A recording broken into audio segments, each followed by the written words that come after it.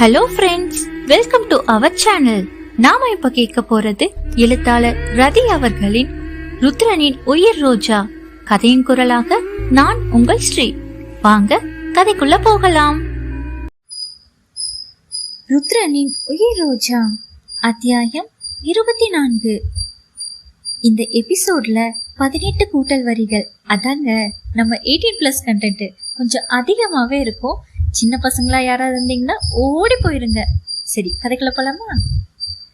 அதிகாலை இயேசியின் குளிர் ரோஜாவின் உடலில் தாக்க தன் அருகில் தன்னை அணைத்து கொண்டு தூங்கும் தன்னவனை தன் குளிருக்காக தன்னுடைய நெஞ்சில் புதைத்து கொண்டாள் ரோஜா. அதற்கு முன் அவள் இதே போல் இசையில் எல்லாம் ரோஜாவிற்கு தூங்கி பழக்கம் இல்லாததால் சற்று அவஸ்தையாகவே இருந்தது அவளுக்கு. அவளின் ஒவ்வொரு அசைவையும் புரிந்து வைத்தவனுக்கு இது கூடவா தெரியாது?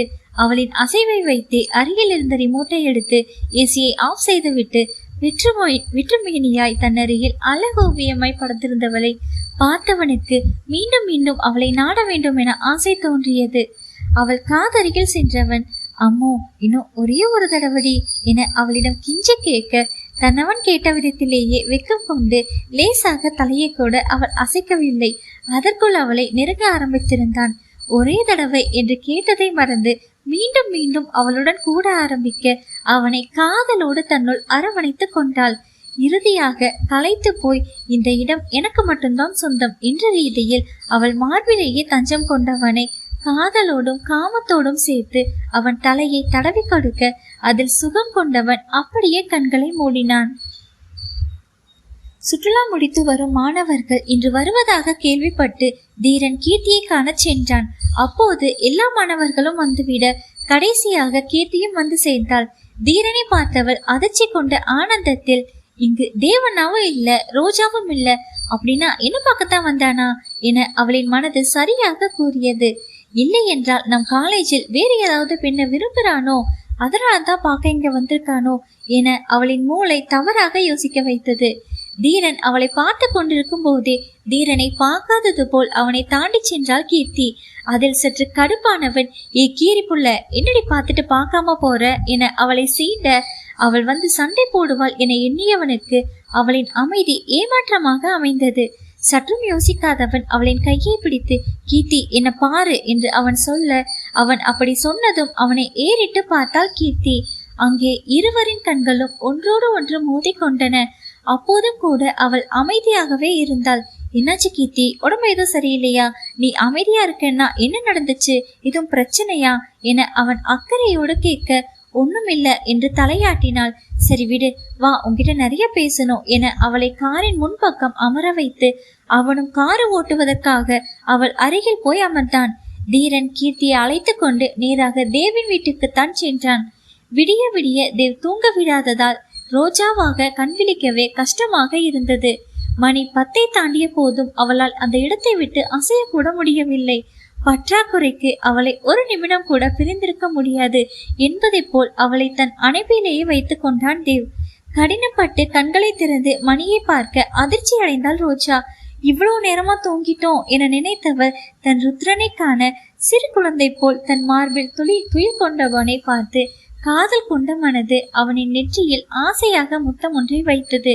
அந்த முத்தத்தின் எதிரொலி அவன் தன்னவளை கண்டான். அவன் விழித்து விட்டான் என தெரிந்தவளுக்கு கூச்சம் பிடுங்கி தின்றது. அவனையே தன் ஆடையாய் போர்த்தி கொண்டாலும் பெண்களுக்கே உண்டான இயல்பான கூச்ச சுபாவம் அவளுக்கு இருந்தது. அவளின் வெட்கத்தை அவன் உணர்ந்தாலும் அதை ஏற்றுக்கொள்ளாமல் அவளை அப்படியே கைகளில் தூக்கியவன் பாத்ரூமில் நீர்களால் நிறைந்திருந்த மலர்கள் தூவிய பாத்டப்பில் அவளை படுக்க வைத்தவன் அவள் மீது அவனும் படுத்து கொண்டான்.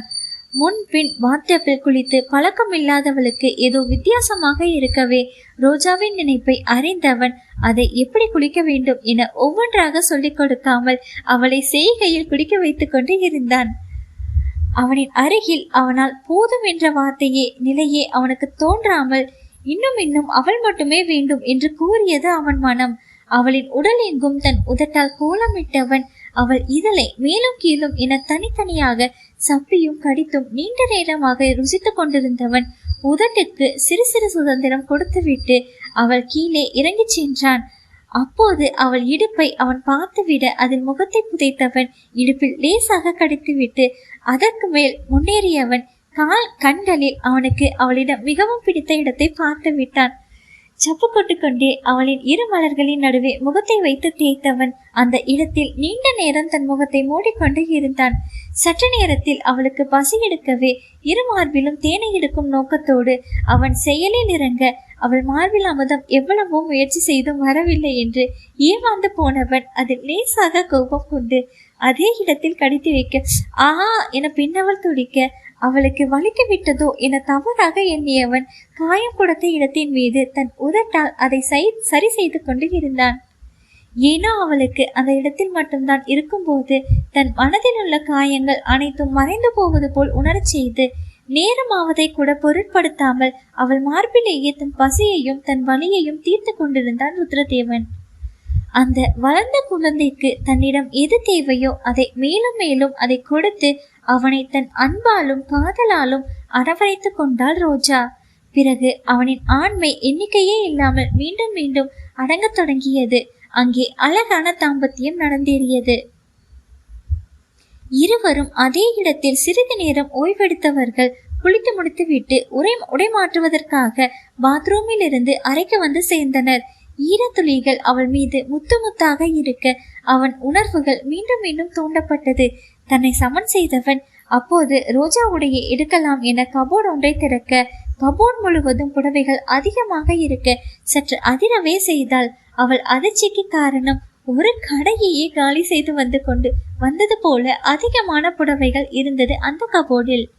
அவளின் அதிர்வை கண்டு பின்னால் இருந்து அணைத்தவன், அம்மோ இது எல்லாமே நான் உனக்காக பார்த்து பார்த்து வாங்கினது, இது மட்டுமில்ல இங்கே வா என அவள் கையை பிடித்தவன் ஒவ்வொரு கபோர்டாக திறக்க ஒவ்வொரு கபோர்டிலும் புடவை மட்டுமில்லாமல் அனைத்து விதமான சுடிதார்களும் சோழிகளும் புதுவிதமான கவுன்கள் என மிக நேர்த்தியாக அடுக்கி வைக்கப்பட்டிருந்தது.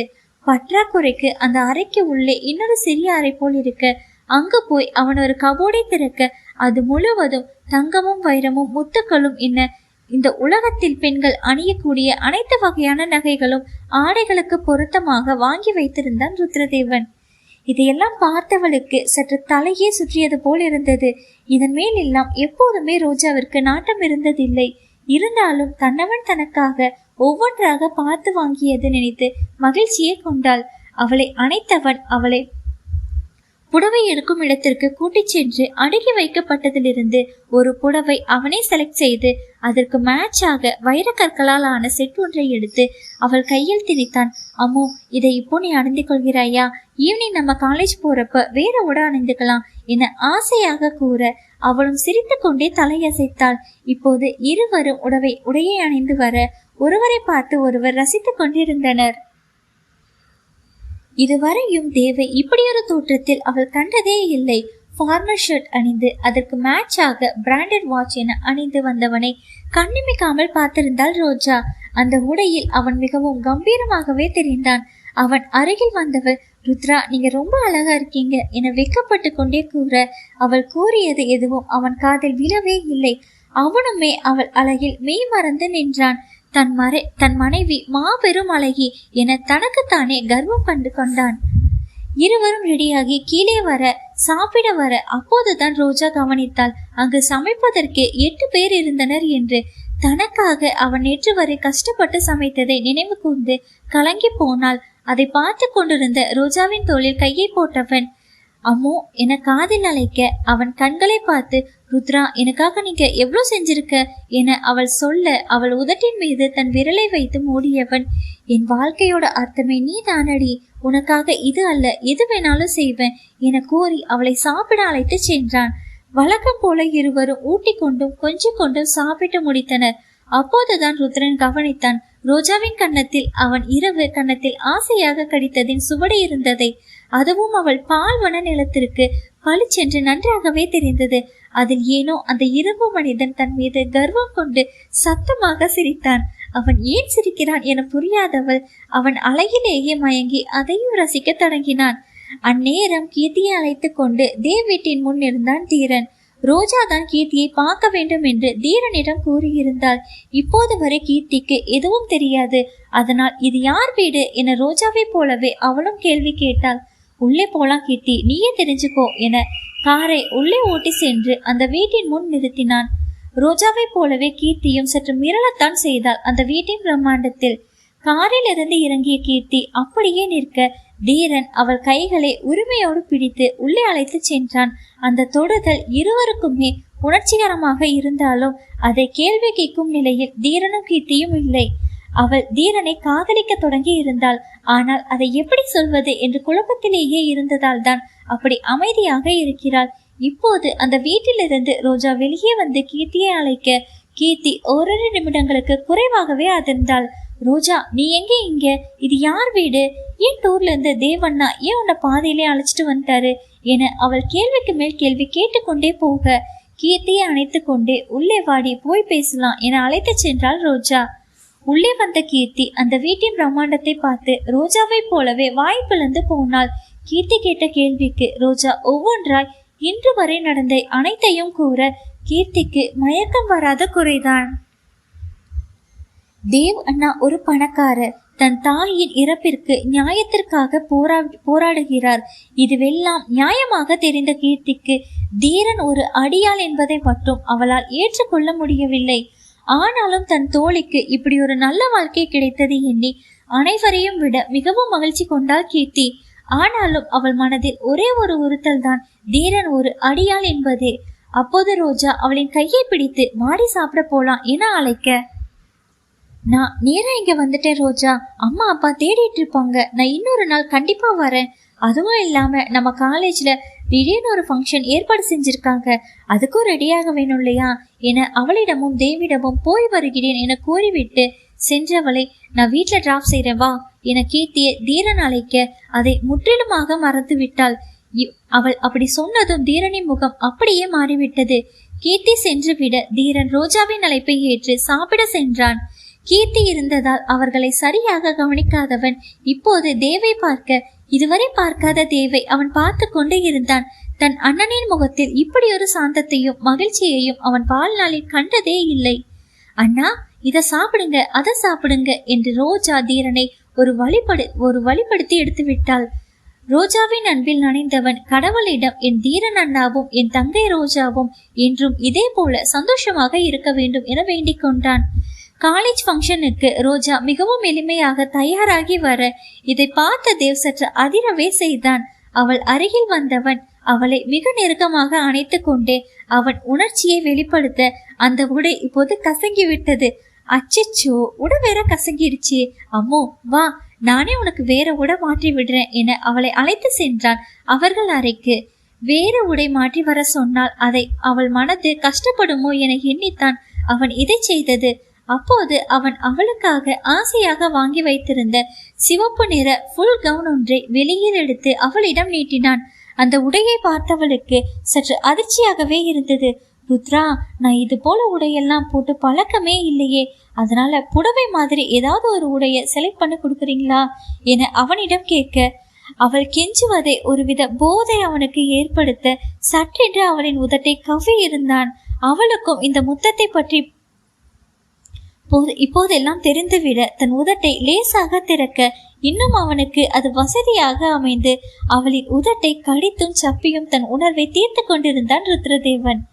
அப்போது அவன் காதருகே சென்றவள், ருத்ரா, ஃபங்க்ஷன் போகணும்னு சொன்னீங்களே, நேரம் ஆகிறாதா என அவள் தயக்கத்தோடு கூற, ஆமாம் என அவளை மனதே இல்லாமல் விலக்கி, இந்த ஆடை எனக்காக போடுவியா அம்மோ என அவன் ஆசையாக கேட்டதின் பலனாக அவளும் அவளுக்காக சரி என தலையசைத்தாள். அவன் ஆசைக்காக அந்த ஆடையை போட்டு வந்தவளை கண்ணுமிக்காமல் பார்த்திருந்தான் தேவ். ஃப்ரீ ஹேர் விட்டு தேவைக்கு மட்டும் சிறு ஒப்பனை செய்து கழுத்தில் அவன் செலக்ட் செய்த நகையை அணிந்து கொண்டு வந்தவள் மிகவும் அழகாக தேவதை போலவே இருந்தாள்.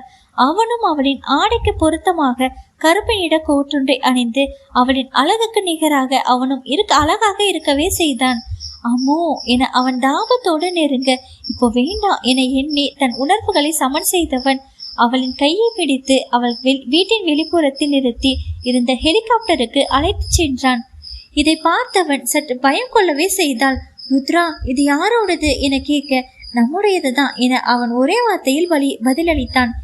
இதில் போய் எல்லாம் எனக்கு பழக்கம் இல்லையே என அவள் கூற, நான் தான் இருக்கேன் அல்லவா, ஒன்றும் ஆகாது, வா அம்மோ என காதலோடு அவள் கைகளை பிடித்து ஹெலிகாப்டருக்கு அமர வைத்து அவள் அருகில் அவனும் அமர்ந்து கொண்டான்.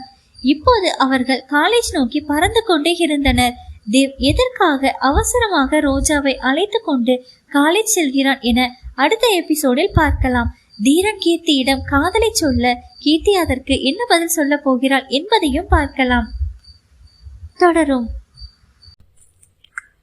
என்ன நண்பர்களே, கதை பிடிச்சிருக்கா? கதை உங்களுக்கு பிடிச்சிருந்துச்சுன்னா லைக் பண்ணுங்க, கமெண்ட் பண்ணுங்க, ஷேர் பண்ணுங்க. மறக்காம நம்ம சேனலை சப்ஸ்கிரைப் பண்ணுங்க.